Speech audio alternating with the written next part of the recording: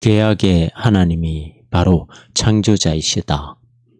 물론 창조론의 목표가 위에서 말한 두 가지 오류를 벗어나 어떤 새로운 신상을 제작하는 것은 아니다.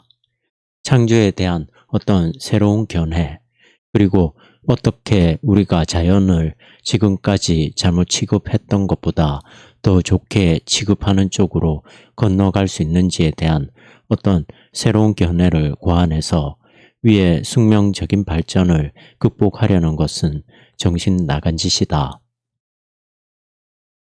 세계 없는 어떤 하나님, 그리고 하나님 없는 세계라는 관념이 반박되어야 하는 이유는 그것이 이미 성서가 증언하는 하나님의 말씀을 통해 반박되었기 때문이다. 하나님의 말씀에 비춰서 볼 때 위에 두 가지 길이 잘못된 길임이 통찰된다. 그 오류의 당혹성은 성서가 증언하는 하나님의 말씀을 다시 한번 새롭게 주목하라고 추진한다. 하나님의 말씀에 새롭게 주목할 때 우리는 우리가 숙고한 것이 아니라 하나님께서 만드신 창조의 현실성이 위에 두 가지 길을 지배했던 견해를 반박한다는 사실을 발견하게 된다. 이에 따라 바르트의 창조론의 중심 내용은 창세기 1장과 2장의 주석으로 전개된다. 하나님의 말씀의 내용은 계약이다. 계약 안에서 하나님께서는 자신의 타락한 피조물과 연합을 이루시고 피조물을 하나님 자신과의 연합 안으로 옮겨 놓으신다. 이것은 두 가지 사실을 포함한다. 그것은 하나님이 세계 없는 하나님이 아니시고 그래서 창조는 하나님 없는 세계가 아니라는 사실이다. 바르트에 의하면 창조의 현실성과 선함은 이 사실에 근거한다. 이 사실을 이해하기 위해 우리는 다음과 같은 내용을 분명히 알아야 한다.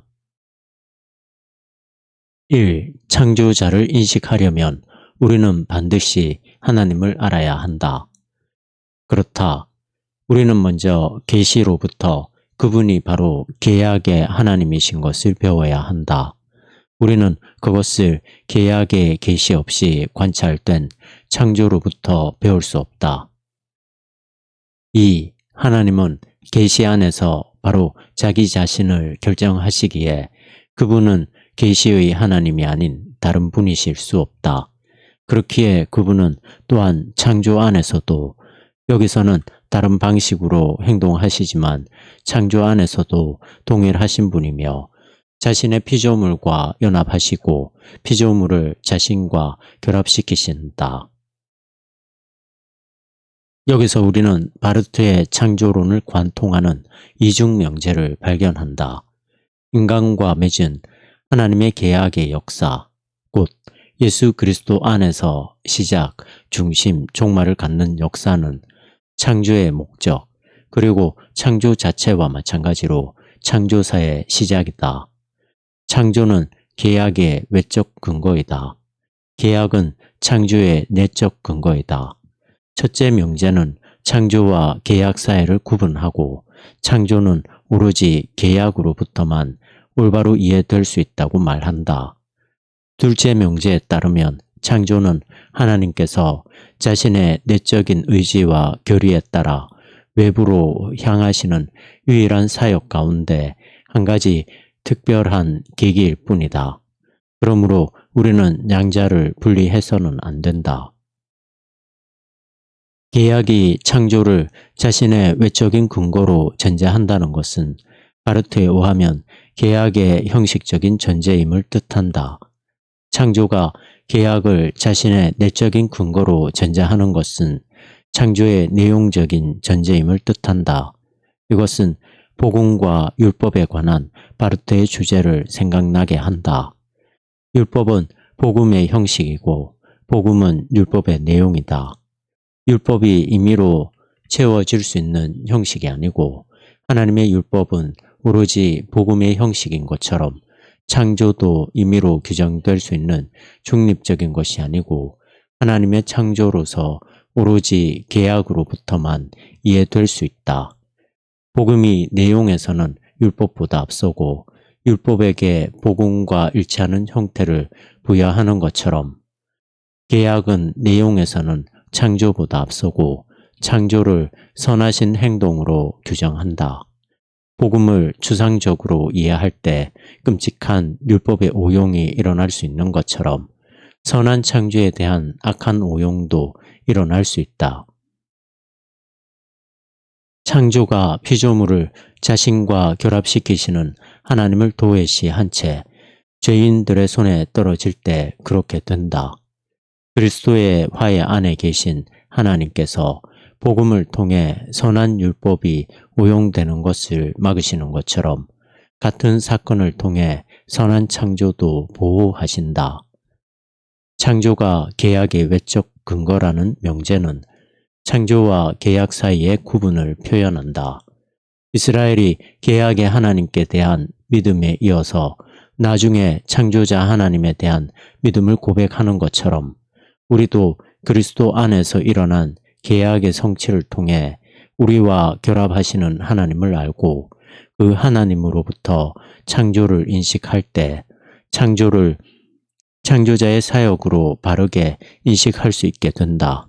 그래서 바르트는 창조는 단지 은혜의 계약을 위한 형식일 뿐이라고 말한다.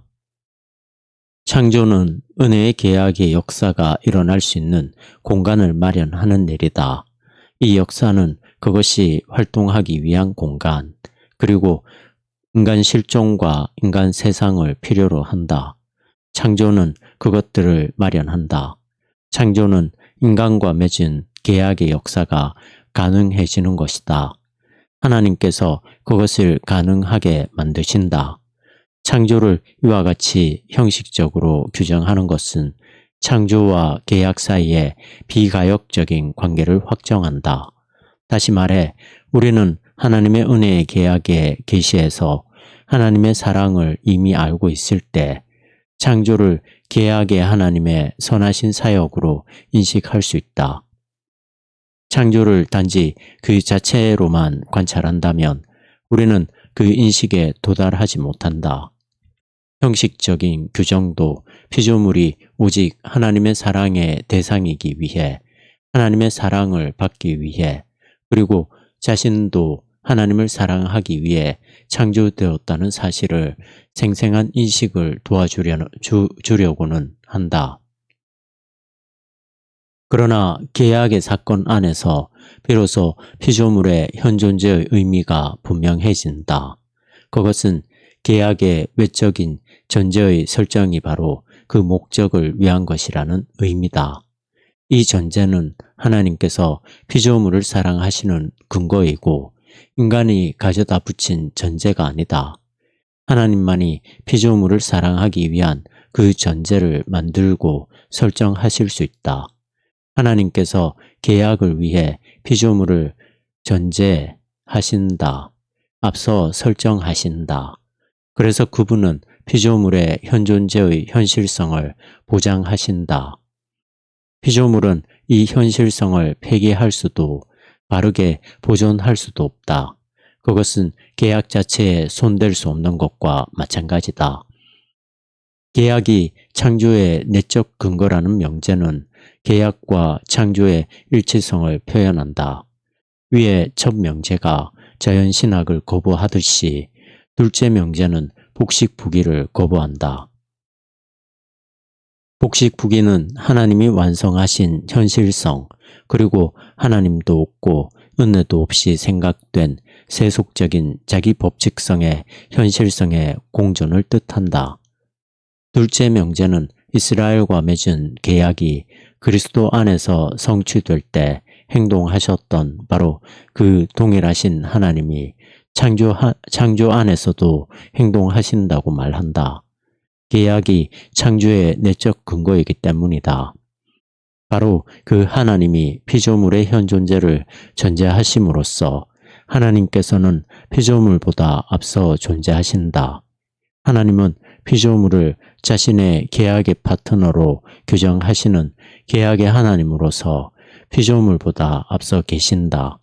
그러므로 어떤 중립적인, 자의적으로 취급할 수 있는 현존재란 있을 수 없다. 왜냐하면 피조물에 대한 하나님의 사랑이 그 피조물의 실존보다 앞서기 때문이다. 그렇기에 피조물은 이미 사랑받고 있는 상태가 아니라면 결코 현존재 안으로 등장할 수가 없다. 그렇기에 현존한다는 것이 피조물에게 좋은 일이라는 것은 미리 앞서서 결정되어 있다.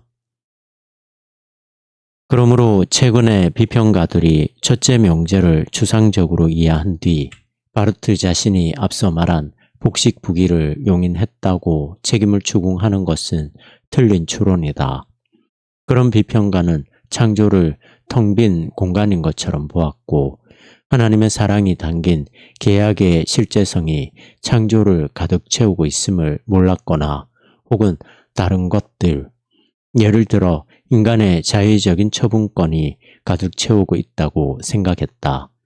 계약의 형식적 전제로서의 창조는 계약과 동일한 형태이기에 창조는 그와 같이 가득 채우고 있는 실제성과 분리될 수 없다. 계약이 창조의 목적이라는 사실은 창조 안에서 결정되는 피조물의 현실성에 나중에 추가된 것이 아니다. 그 사실은 다른 역사와 마찬가지로 창조사에 뒤따라오는 것일 수 없다. 오히려 그 사실은 창조 그 자체 및 피조물의 본질과 실존의 특성을 결정한다. 그렇기에 창조는 단순히 외적인 전제에 그치지 않고 오히려 뒤따라오는 계약사의 손치다. 나아가 창조는 이스라엘의 역사 안에서 그리고 최종적으로는 하나님의 아들이 육체로 나타나시는 역사 안에서 만나서 하나를 이루게 될 모든 요소를 자체 안에 포함하고 있다.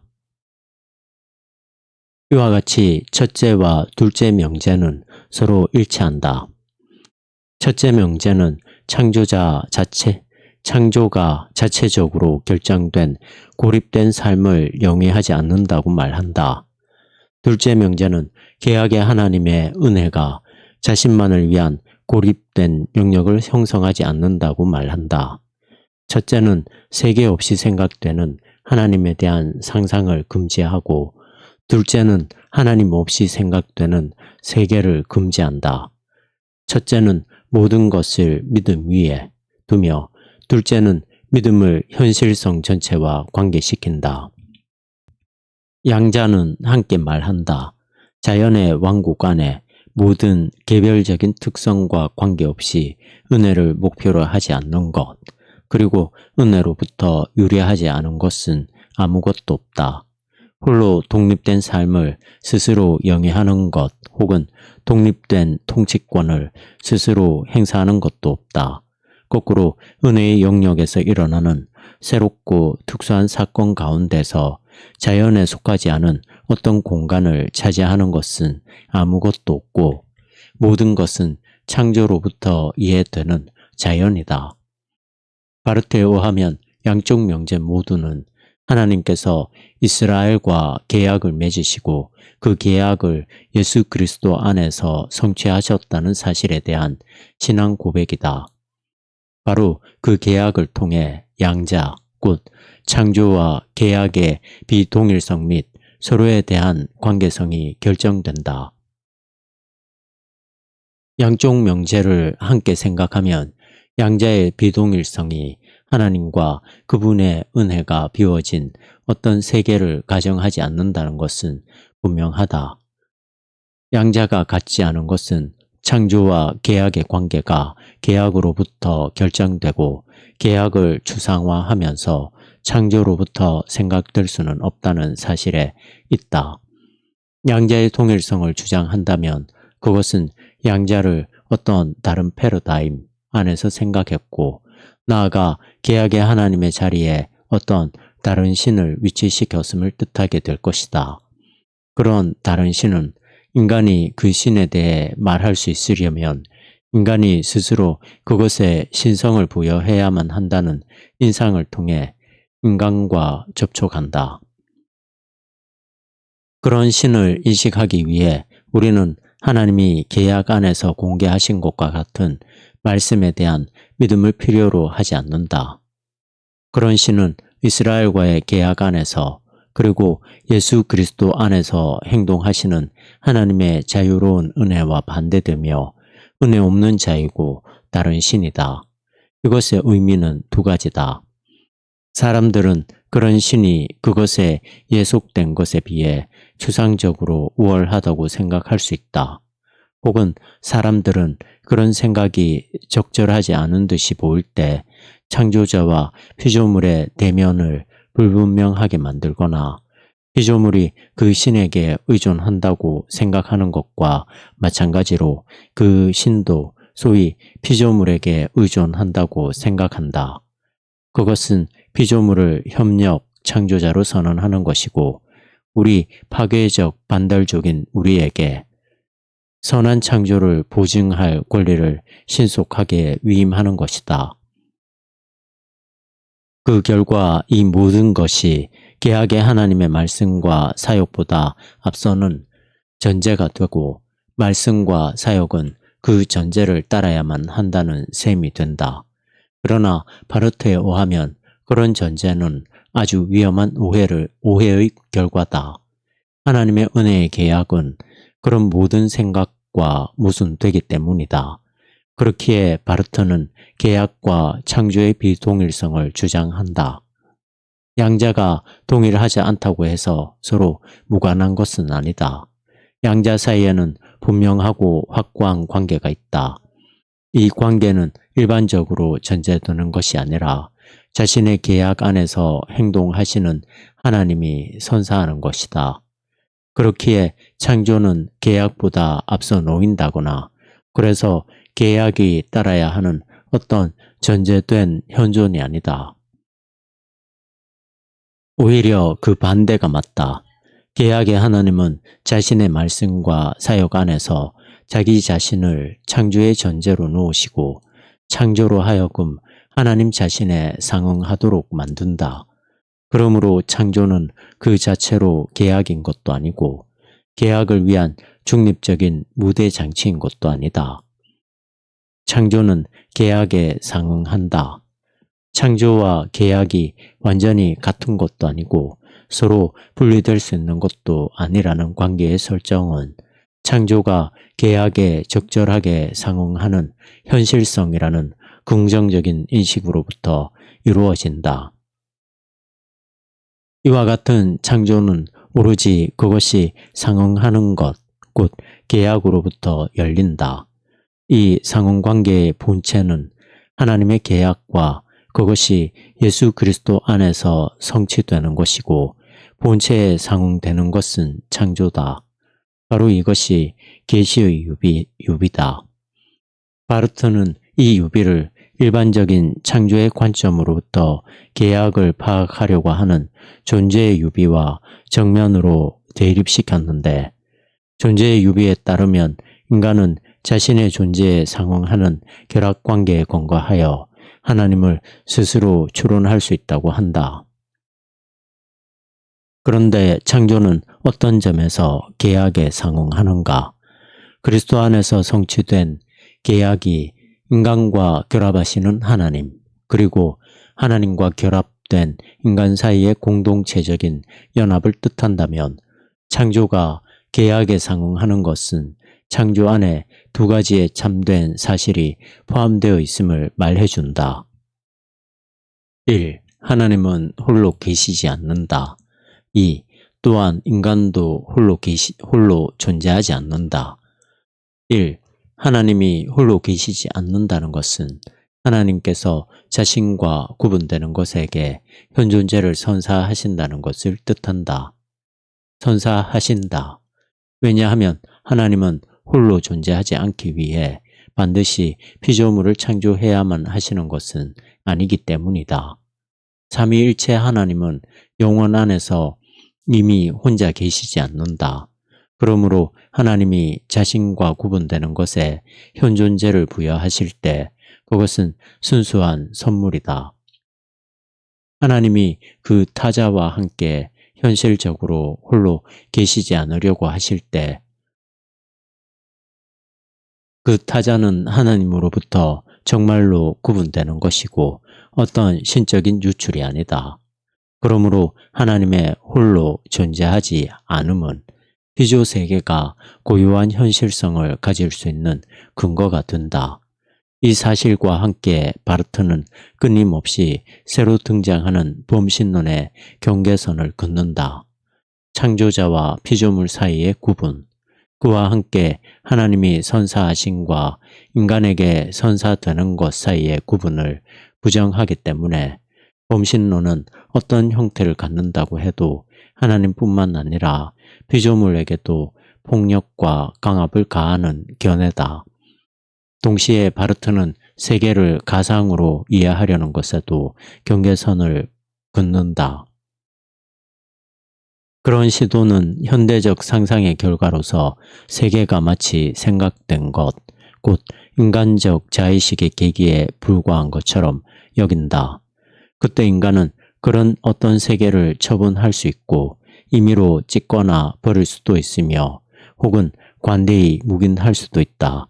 그러나 창조자가 입은 손상은 즉시 피조물의 현실성의 손상일 텐다. 그 현실성을 보장하는 것은 오직 하나님이시며 하나님이 현실적으로 홀로 계시지 않는다는 사실이다. 피조물의 현실성은 하나님이 존재하심에 힘입어 존재할 수 있다. 2. 또한 인간도 홀로 존재하지 않는다라는 것은 단순히 인간이 본질상 어떤 타자와의 관계 안에 있다는 것만을 뜻하지 않는다. 그것은 인간이 하나님께 의존한다는 사실을 말한다. 인간은 자기 스스로 근거를 마련해서 그 위에 존재하는 것이 아니다. 하나님은 하나님이기 위해 인간을 필요로 하지 않으시지. 하나님은 하나님이기 위해 인간을 필요로 하지 않으시지만 인간은 인간이려면 하나님이 필요하다. 인간은 오로지 하나님이 살아 계시기 때문에 살아있다. 그러나 이 사실이 추상적으로 인간의 절대 의존의 감정을 가리키는 것은 아니다. 왜냐하면 인간 존재의 근원이 되시는 그분은 그렇기에 첫 걸음이 먼저 내딛어져야 한다. 근원이 되시는 그분은 자신의 피조물에게 현존재를 선사하시는 하나님이시기 때문이다. 피조물에 대한 하나님의 사랑이 피조물의 존재보다 앞서기에 피조물의 현존재는 하나님이 그것을 선사하셨다는 사실에 힘입고 있기에 피조물이 창조자에게 의존한다는 것은 그것의 현존재 그 자체가 하나님으로부터 버림을 받을 수 없는 존재임을 뜻한다. 그러므로 하나님께서 피조물에게 장차 행하게 되실 어떤 것이 좋은 것이 아니라 피조물의 현존재 그 자체가 좋은 것이다. 그렇기에 피조물이 지니는 한계도 그것의 선하게 창조된 존재의 특성에 속한다. 그렇기에 악은 하나님의 피조물이 아니다.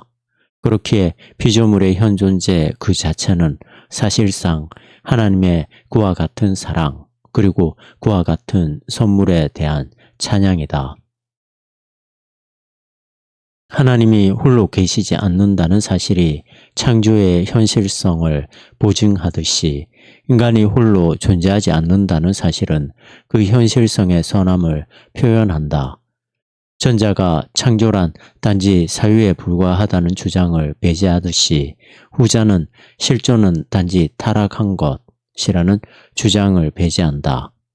피조물이 자신의 현실성을 스스로 보증할 수 없듯이 그 현실성에게 선한 존재로서의 본성을 피조물 스스로 부여할 수 없고 그렇기에 그것을 스스로 제거할 수는 더욱 없다. 3. 하나님 그리고 인간도 홀로 존재하지 않는다는 것. 그래서 창조는 현실적이고 선하며 계약에 적절하게 상응하는 현실이라는 것을 우리는 어디서 아는가? 그 사실은 진실이라고 가정되는 것은 결코 아니지만 그러나 일반적으로 명확한 것도 아니다. 그것은 믿음의 진리, 곧 하나님의 말씀을 통해 우리에게 열려질 때만 우리가 알 수 있는 진리다. 이와 같은 이스라엘의 역사 안에서 공표되고 예수 그리스도 안에서 육신이 되셔서 우리와 같은 피조적 존재를 취하신 말씀 안에서 유일무이하신 하나님, 곧 창조주께서 우리에게 말을 건네신다. 그래서 우리는 이 말씀에 근거한 믿음의 인식 안에서 하나님을 우리의 창조자로, 우리 자신을 그분의 피조물로 인식한다. 이 인식은 창조라는 작품이 어떤 침묵하는 운명, 어떤 불합리한 삶의 충동, 어떤 무언의 벌거벗은 사실성이 아니라는 인식을 자체 안에 포함한다. 이런 잘못된 인식은 온갖 종류의 자의적인 해석과 세계관들을 향해 열려 있다. 하지만 창조 안에는 이미 위에서 말한 그 말씀이 작용하고 있다. 하나님은 창조 안에서 행동하실 때 그 하시려는 것을 우리에게 말씀해 주지 않은 채 단순히 행하기만 하지 않으신다. 물론 창조는 믿음의 진리다. 물론 창조는 삼위일체 하나님의 사역이고 또한 우리에게 작용하시는 성령의 사역이기도 하다. 그러나 바르트는 칼뱅의 인식을 수용한다. 다시 말해 여기서도 성령은 하나님의 말씀과 분리되지 않으며 그래서 창조의 논의에서 우리는 그리스도로부터 멀어지는 그 즉시 전체적 및 개별적인 오류를 피할 수 없게 된다. 그리고 바르트는 히브리서 11장 3절 믿음으로 모든 세계가 하나님의 말씀으로 지어진 줄을 우리가 아나니를 인용한다. 그렇기에 예수 그리스도께서는 말씀이시며 말씀이 우리에게 창조의 인식을 중재한다. 하나님께서 말씀을 통해 창조를 완성하셨을 때 그분은 바로 그 말씀이셨기 때문이다. 그래서 말씀은 피조물과 만나실 때 정말로 자기 소유 안으로 오신 것이다. 피조물이 그분의 소유라는 것은 피조물이 하나님의 말씀의 작품으로서 그분이 말하시는 것에 상응하여 생성되었음을 뜻한다. 그래서 우리는 하나님의 말씀이 열어주시는 것에 따라 창조를 계약에 적절히 상응하는 현실성으로 인식하게 된다.